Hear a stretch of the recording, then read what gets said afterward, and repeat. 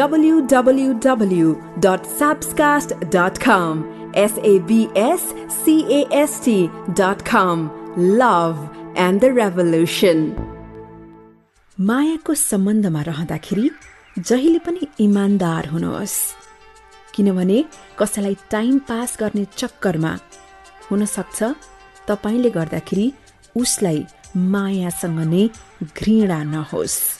त्यसैले मायाको सम्बन्धमा सधैँ इमानदार रहनुहोस्।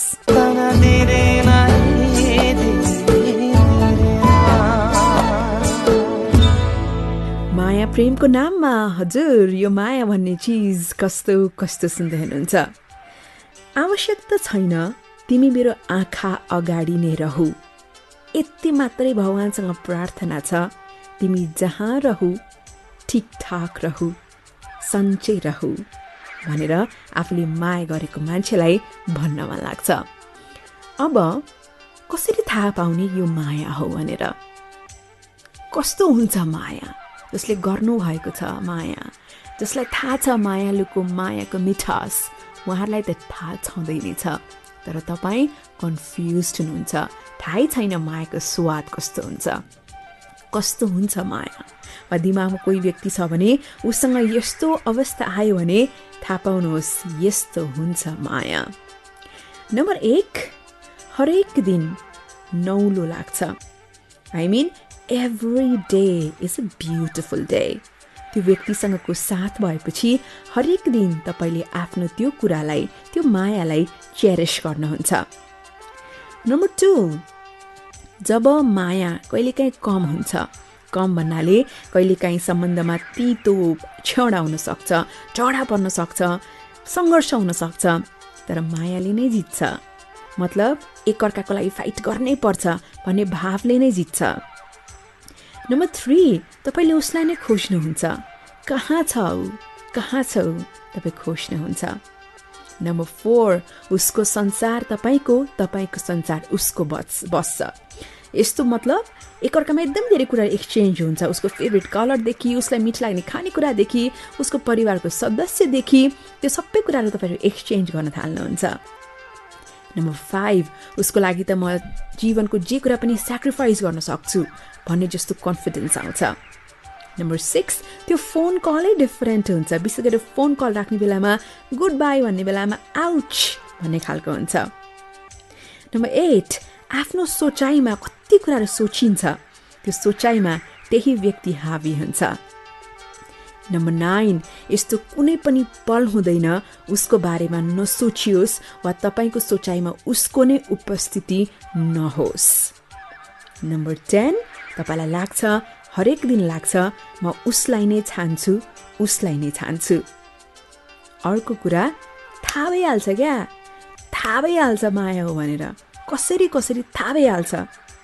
त्यो एउटा सिक्रेट जस्तो हुन्छ, भन्नाले कुनै सिक्रेट जुन तपाईँले थाहा पाउनुहुन्छ नि त, हो आफूलाई त्यस्तै लाग्छ, थाहा पाएँ जस्तो लाग्छ।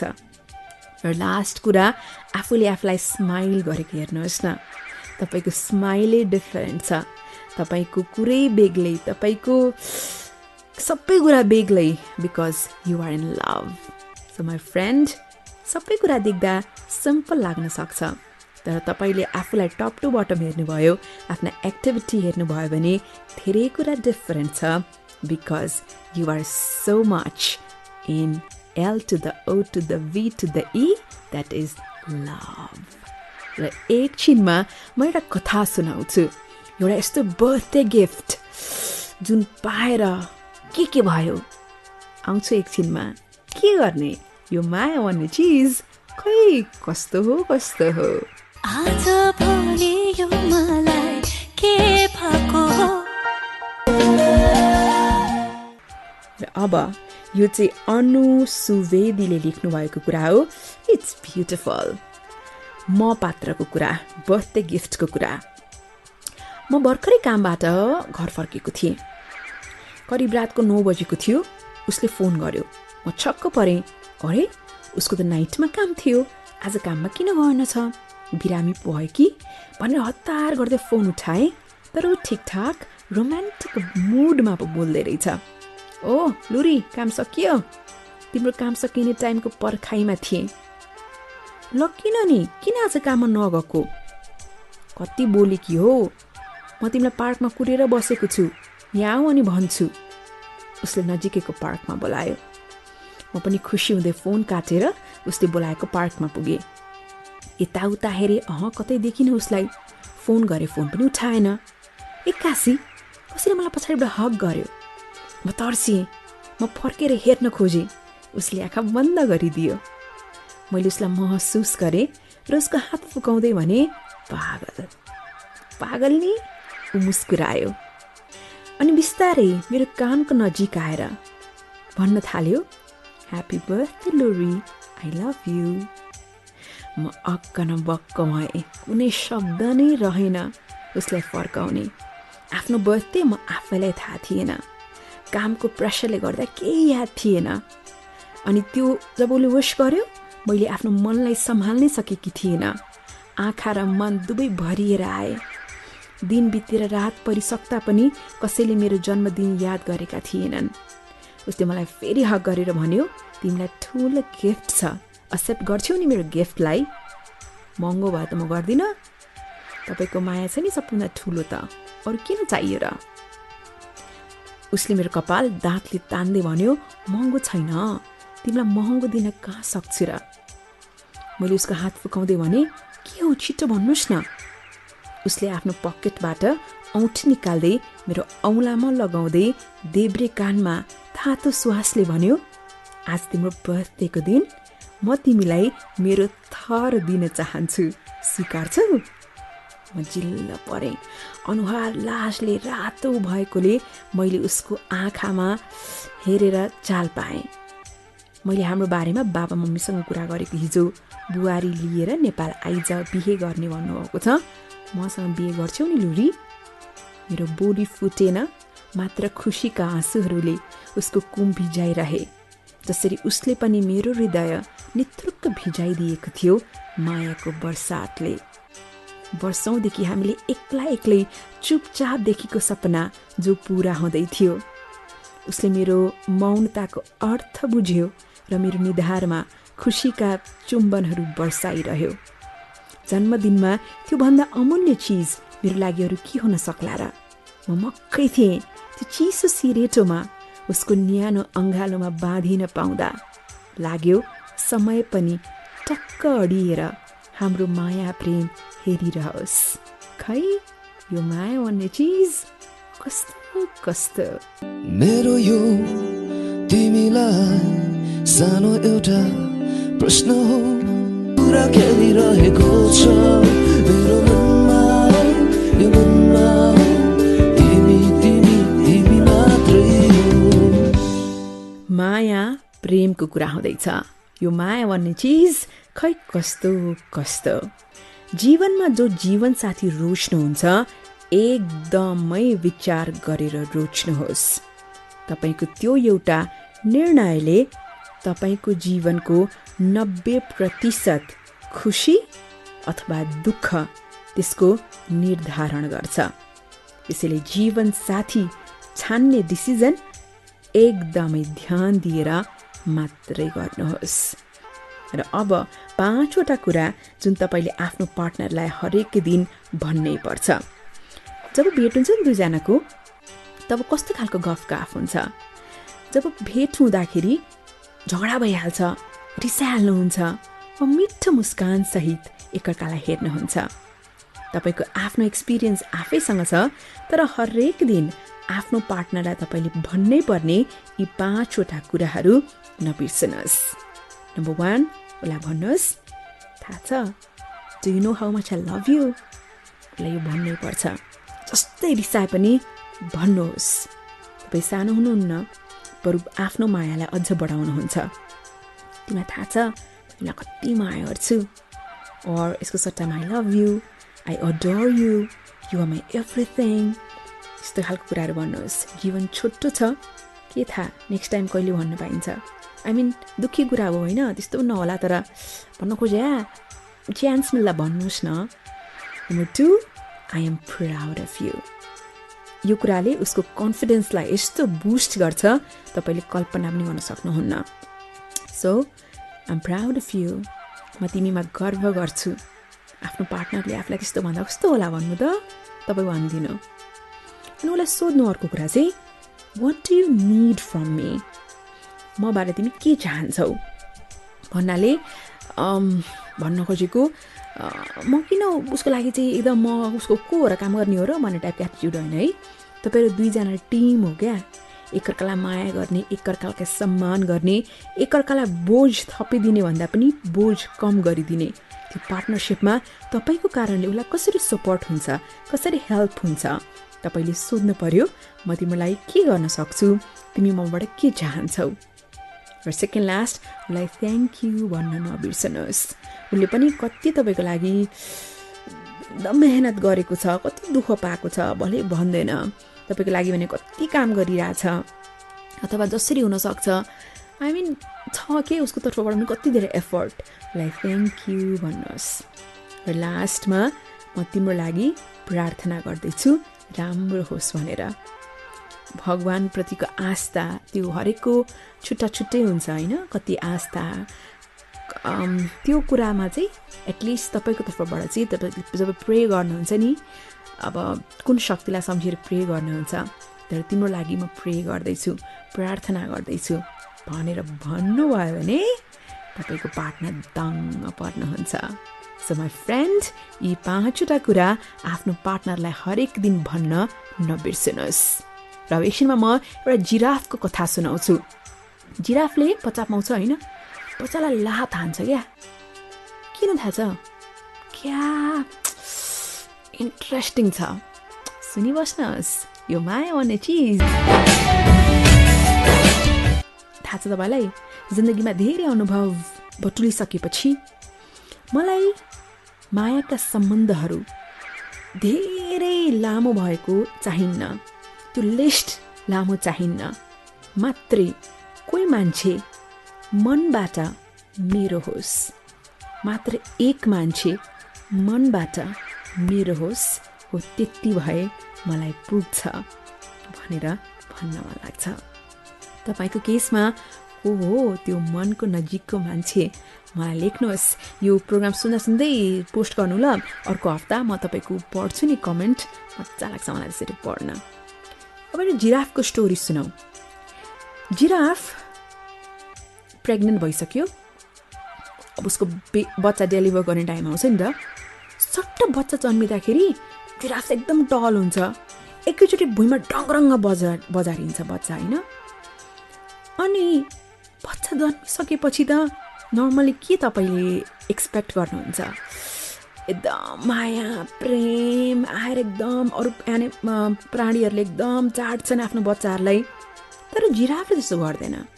बच्चा ढङ्गरङ्ग भुइँमा झरेपछि एकछिनपछि उसले एक किक दिन्छ आफ्नो बच्चालाई, एक लात दिन्छ। छक्क भन्नुहुन्छ के हो यस्तो कुरा भनेर। त्यो बच्चा पनि छक्क पर्छ होला, के जन्मेर बल्ल बल्ल बिचरा यस्तो खुट्टा यस्तो कमाइरहेको हुन्छ, उभिन सके हुँदैन, तर फेरि लात। त्यो बच्चा स्ट्रगल गरिरहेको हुन्छ, एकछिनपछि ड्याममा फेरि अर्को लात खान्छ। त्यो बच्चा आफै छक्क परेर हुन्छ, के भइरहेछ, माया प्रेम गर्नु त कहाँ हो, यस्तो लुरु लुरु उभिनै सकेको छैन, हे भगवान के गर्ने, अब के भइरहेछ भनेर यस्तो डगमगाएर हुन्छ। त्यसपछि जिराफले फेरि थर्ड किक दिन्छ। त्यसपछि चाहिँ त्यो बच्चाले यस्तो आँट गर्छ, यस्तो ट्राई गर्छ, ऊ आफ्नो खुट्टामा उभिन सफल हुन्छ। र त्यसपछि बिस्तारै बिस्तारै बिस्तारै हिँड्दै छेउमा गएर कुनामा गएर बस्छ। र के भएको त भन्दाखेरि जब जिराफ प्रेग्नेन्ट भएपछि, बेबी डेलिभर भएपछि, त्यो बेबीको मैले कुरा गरेको थिएँ ड्याङड्याङ भुइँमा चढ्छ भनेर, बेबी एकदमै सफ्ट हुन्छ, एकदमै यस्तो कोमल हुन्छ। अरू डरलाग्दो जनावरहरूले चाहिँ आएर त्यो बास्ना नै त्यस्तो आउँछ त्यो बच्चाको कि आएर अट्याक गर्न सक्ने, त्यो बच्चालाई खाइदिन सक्ने सम्भावना हुन्छ। तर बच्चा इनकेस आफै हिँड्न सक्यो, दौडिन सक्यो भने ज्यान बचाउन सक्छ नि त। सो त्यही भएर जिराफको चाहिँ त्यस्तो स्टोरी रहेछ। बच्चा जमिनमा आउने बित्तिकै लात हान्यो, फेरि लात हान्यो। जब बच्चा आफै हिँड्न सक्छ, दौडिन सक्छ, त्यसपछि आमा पनि खुसी हुने रहेछ। So it is such A beautiful story. यो मैले फेसबुकबाट नै साभार गरेकी हुँ। भन्न खोजेको लाइफमा पनि नि तपाईँलाई कति अवस्थामा अनफेयर भयो जस्तो लाग्छ।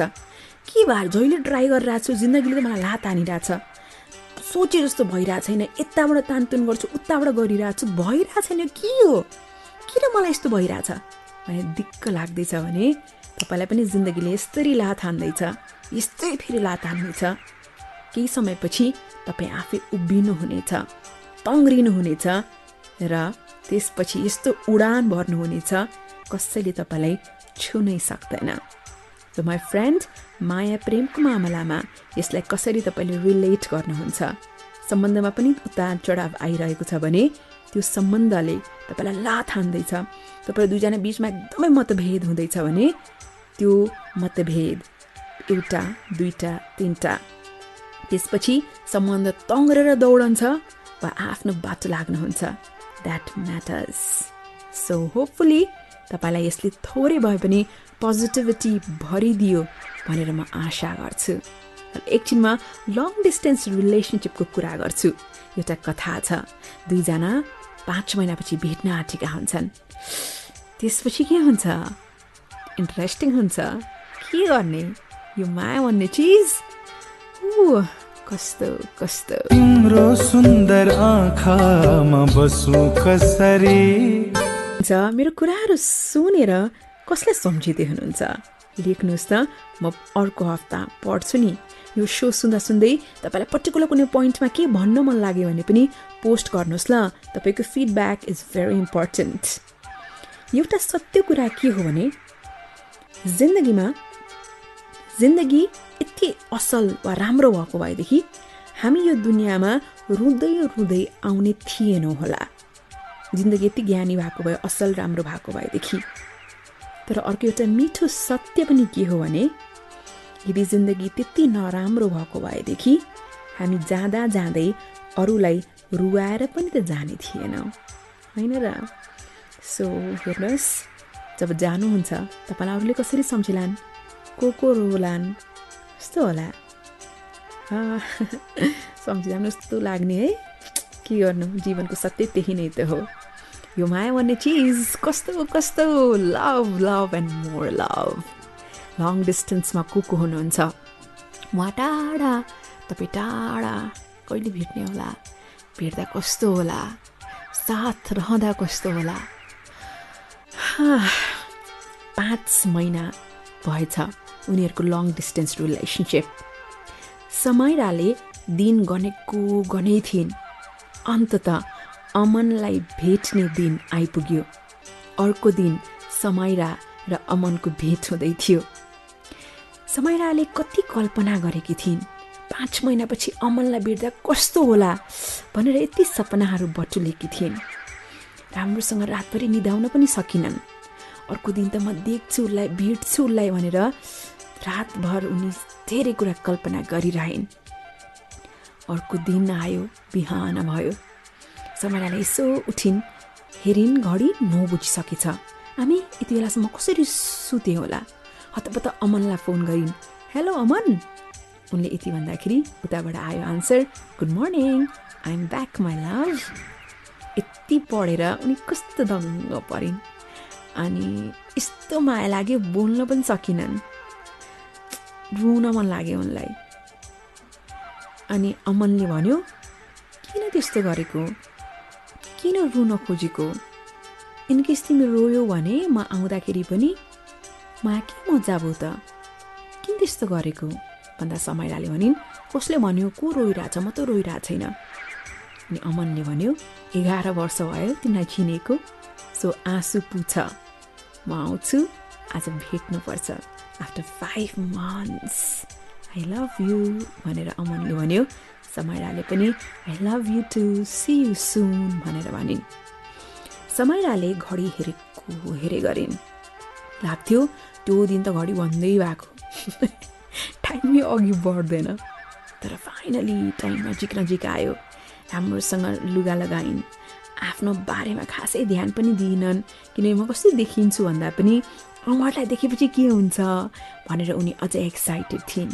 ट्याक्सी लिइन् र जहाँनिर उनीहरू भेट्ने भनेको प्लान थियो त्यहाँनिर भेट्न गइन्। उनको मुटुको धड्कन यस्तो धड्किँदै थियो लगभग पहिलो डेटमा जस्तो भएको थियो त्यस्तै।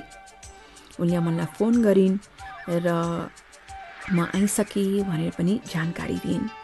बिस्तारै बिस्तारै मुटुको धड्कन तेज हुँदै थियो। अमन कहिले आउने भनेर उनी व्यग्रताका साथ हेरिरहेकी थिइन् र त्यसपछि यस्तो मोमेन्ट आयो उनले आफ्नो आँखालाई पनि विश्वास गर्न सकिनन्। फाइनली उनले सपना देखेको त्यो पल आउँदै थियो। वरिपरि अरूले हेरिरहेछन् भन्ने कुरा उनलाई वास्तै भएनन्। उनले मात्रै आफ्ना हातहरू फैलाइन् र बसिरहिन्। उनी अमनलाई स्वागत गर्न चाहन्थिन्। I miss you so much, I love you Samaira भन्दै अमन आयो अङ्गालोमा। दुईजना यसरी अङ्गालोमा बाँधिए। वरिपरि को छन् भन्ने दुवैलाई ख्यालै भएन। 5 महिना उनीहरूले यसरी एकअर्कालाई मिस गरेका थिए। यसरी एकअर्कालाई टाइट हग गरे। उनीहरूले त्यो 5 महिनाको माया लाग्थ्यो त्यो पलमा एक एक गरेर माया सम्झिँदैछन्, माया अघि बढाउँदैछन्। किनकि यो माया भन्ने चिज खै कस्तो कस्तो। उनीहरूको त 5 महिना मात्रै, कतिको त 5 वर्ष भयो होला। कस्तो होला इमेजिन गर्नु, भेट्दा कस्तो होला भन्नु। बा तपाईँको पनि लङ डिस्टेन्स हो, लेख्नु न म पढ्छु तर अर्को हप्ता ल। लास्टमा अब विनर पोस्ट छ। ओहो उहाँको विनर पोस्ट त्यस्तो मन छुने छ नि। आफूले माया गरिन्छ भने नि त्यो माया गरेको मान्छेलाई चाहिँ कहिले पनि त्यस्तो नगर्नु है।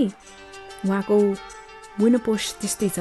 बिना बजगाई तपाईँको पनि पोस्टर मलाई एकदम धेरै हेरेकी छु। म चाहन्छु मलाई मेसेन्जरमा इनबक्स गर्ने भन्दा पनि I want you to post on my wall, because सबै मेसेजहरू नपढिन सक्छ कि कतिखेर वालमा चाहिँ सरर पढिन सक्छ। सो प्लिज मेरो इनबक्स गर्ने भन्दा पनि फेसबुक पेजको वालमा लेख्नुहोस् अथवा मलाई ट्याग गरेर मेरो ट्विटरमा ट्विट गर्नुहोस् वा इन्स्टाग्राममा पोस्ट गर्नुहोस्। म त्यहाँबाट पढ्छु नि ल। लास्टमा बिना बजगाईको विनर पोस्ट एकछिनमा लिएर आउँछु। कसलाई सम्झिँदै सुन्दै हो? Keep it up. I'll be right back.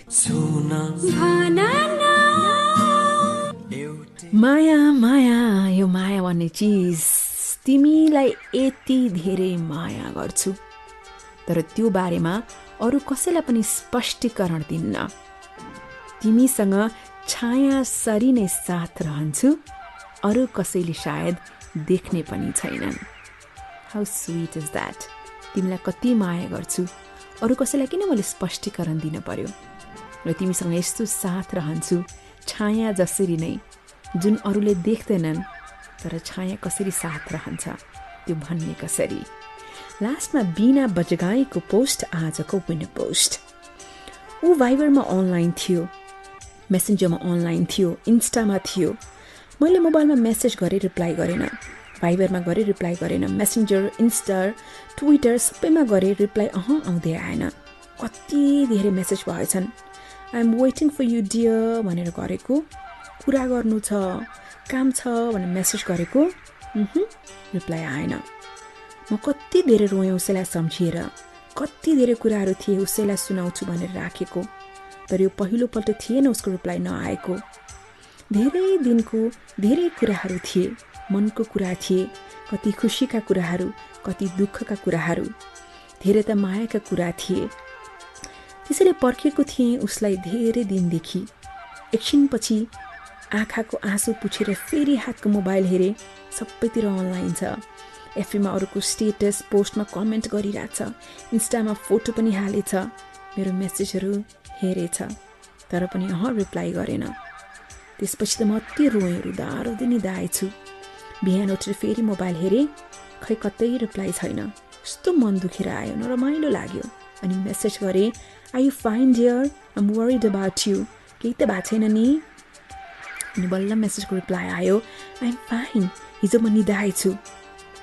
अनि त झन् धेरै मन दुख्यो उसको झुटले।